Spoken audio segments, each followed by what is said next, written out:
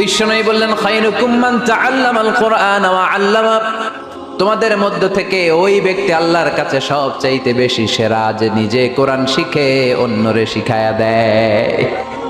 আপনি কোরআন শিখলে আপনি সেরা, আবার আপনি যদি শিখায়া দেন তবেও আপনি সেরা। এজন্য কোরআন শিখানোর চেয়ে শ্রেষ্ঠ কাজ হয় না। আপনি যদি কাউরে শুধু সূরা ফাতিহাটা শিখান, কোন সূরা, ওই লোক যতবার জীবনে সূরা ফাতিহা পড়বে তার একটা পার্সেন্টেজ সওয়াব আমলনামায় আপনার আছে না নাই? আবার ওই লোক যদি কাউরে এই সূরা ফাতিহাটা শিখায়, আবার যারে শিখালে এ যদি আবার আরেকজনরে শিখায়, এভাবে যতজনকে শিখাবে প্রত্যেকের সওয়াব থেকে একটা পার্সেন্টেজ সওয়াব আপনার আমলনামায় দিয়ে দিবে কে?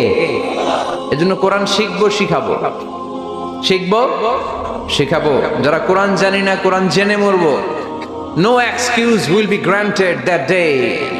সেদিন কোনো অজুহাত আল্লাহ গ্রহণ করবে না। সব পারো, কোরআন পারো না কেন? সবই তো